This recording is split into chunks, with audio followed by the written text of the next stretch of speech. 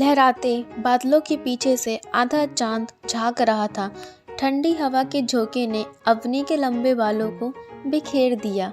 उसकी आंखों में एक अजीब सी बेचैनी थी, जैसे कोई छुपकर उसे देख रहा हो। पिछले कुछ हफ्तों से उसे एक ही सपना बार बार आ रहा था। एक लंबी कद काठी का रहस्यमयी लड़का, जिसकी लाल चमकती आंखें अंधेरे में भी दिखाई देती। वो हमेशा उसके पास आता, धीरे से फुसफुसाता, तुम मेरी हो, सिर्फ मेरी। अवनी को लगता ये बस उसकी कल्पना है, लेकिन असलियत तब सामने आई जब उसकी ज़िंदगी में एक अजनबी ने दाखिल लिया। मतलब कि आपको बोलूँ तो जब उसकी ज़िंदगी में एक अजनबी इंसान आया जिसका नाम था रायन। अवनी अपने कॉलेज की नई स्टूडेंट थी। उसका मन हमेशा पहेलियों में उलझा रहता था और उसे पुरानी चीज़ें, खंडरों और रहस्यमय में गहरी दिलचस्पी थी। एक दिन वो अपने दोस्तों के साथ शहर के बाहरी इलाकों में स्थित एक पुराने वीरान महल को एक्सप्लोर करने गई। कहा जाता था कि वो महल शापित है, वहाँ जाने वाला कभी लौटकर नहीं आता। जैसे ही वो महल के अंदर दाखिल हुई, उसे एक अजीब सा एहसास हुआ, जैसे वो यहाँ पहले भी आ चुकी हो। तभी अचानक से उसे पीछे से एक आवाज़ सुनाई दी, तुम्हें यहाँ नहीं आना चाहिए था।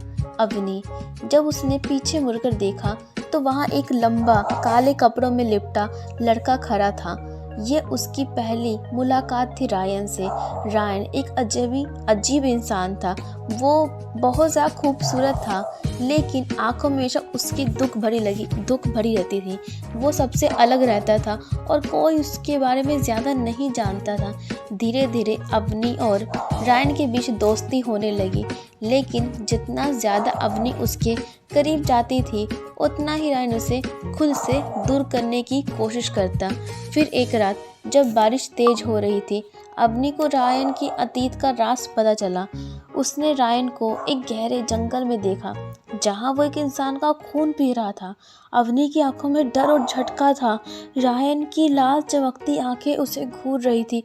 आखिरकार रायन ने सच बताया, मैं इंसान नहीं हूँ, मैं एक वैम्पायर हूँ। 200 साल से जिंदा हूँ और तुम्हारा इंतज़ार कर रहा था।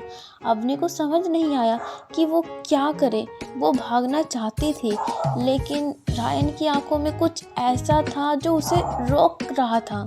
रायन ने अवनी को बताया कि वो सिर्फ एक ही वैम्पायर नहीं, बल्कि एक शापित प्रेमी है। 2 साल पहले वो एक इंसान था, वो एक राजकुमार था जिसने एक वैम्पायर राजकुमारी से प्यार कर लिया, लेकिन उनकी मोहब्बत को दुनिया ने कबूल नहीं किया और उसे एक श्राप देकर वैम्पायर बना दिया गया।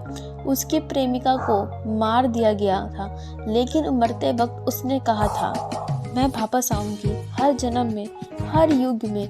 और अब अवनी उस लड़की का नया जन्म थी। रायन और अवनी के प्यार की परीक्षा तब शुरू हुई जब वैम्पायरों के ब्लड कबीले को ये बात पता चली कि रायन फिर से एक इंसान से प्यार कर रहा है।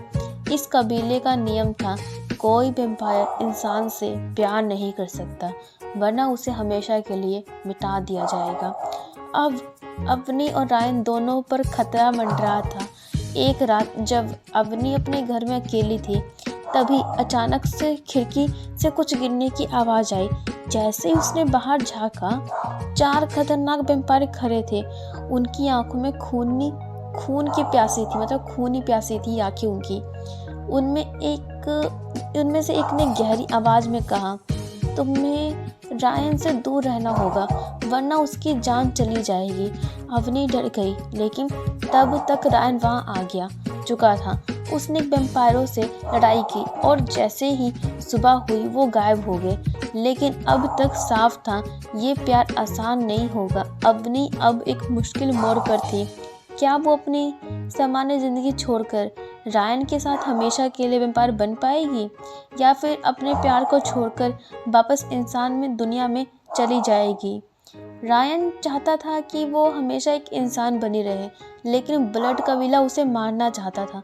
तो गाइस, इस पे आप सबकी क्या राय है कि हमारे जो पुनर्जन्म लेकर आई है रायन की होने वाली प्रेमिका, जो पहले से उसकी प्रेमिका थी, क्या उसे अपना जीवन मतलब कि इंसानों के जीवन को छोड़कर एक वापस वैम्पायर बन जाए जो कि वो पहले थी? कमेंट बॉक्स में आप मुझे बता सकते हो। इसका पार्ट 2 का थोड़ा वेट करो एंड सब्सक्राइब कर दो ऐसी मोर वीडियोस के लिए, क्योंकि इस चैनल पे ऐसे वीडियोस आने वाली, ऐसी स्टोरी भरी।